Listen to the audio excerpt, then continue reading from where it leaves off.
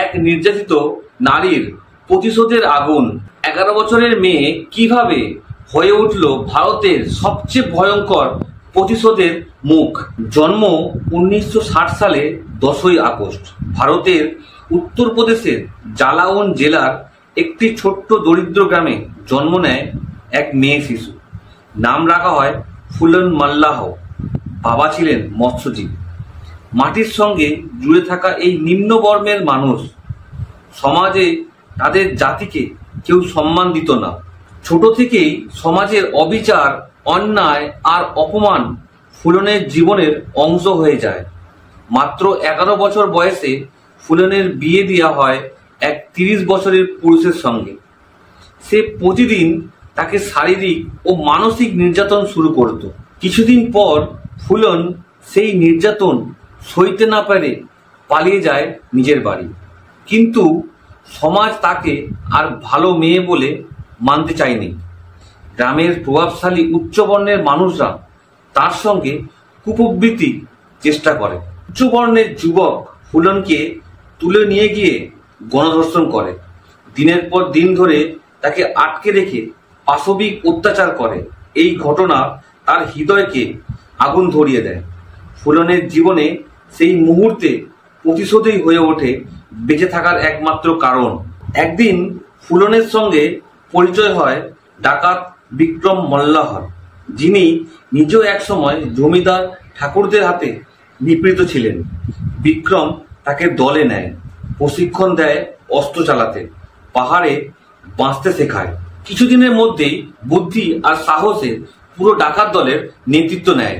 সে পাহাড়ে ছিল ডাকাত, কিন্তু জনগণের চোখে সে ছিল দস্যু রানী। কারণ সে কেবল অত্যাচারীদের শাস্তি দিত, সাধারণ গরিব মানুষকে কিছু করত না। প্রতিশোধের আগুন।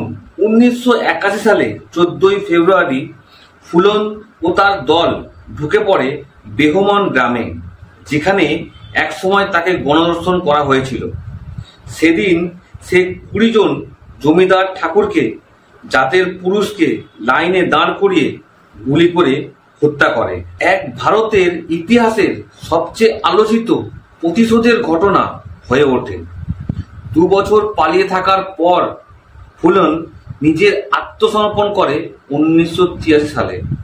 ভারতের তৎকালীন মুখ্যমন্ত্রী অর্জুন সিং ও ইন্দিরা গান্ধীর অনুমতিক্রমে শর্ত ছিল সে শুধু তাদের সামনে আত্মসমর্পণ করবে, মৃত্যুদণ্ড হবে না।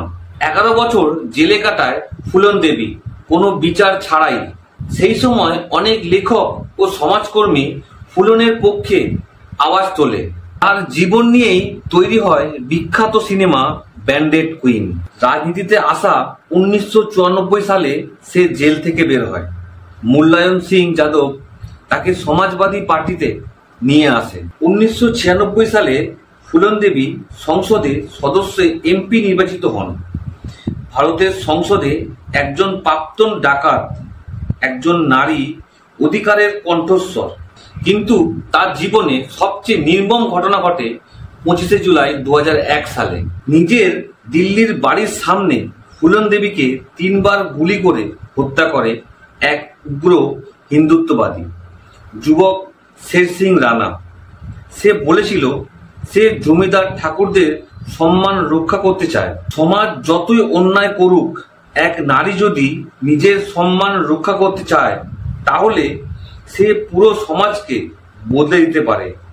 ফুলন দেবী ছিলেন না শুধু ডাকাত, তিনি ছিলেন প্রতিবাদের প্রতীক। ভিডিও ভালো লাগলে অবশ্যই চ্যানেলকে সাবস্ক্রাইব করতে ভুলবেন না। আর আপনাদের একটা লাইক আমাকে অনেক মোটিভেট করে। দেখা হবে নতুন কোনো গল্প নিয়ে।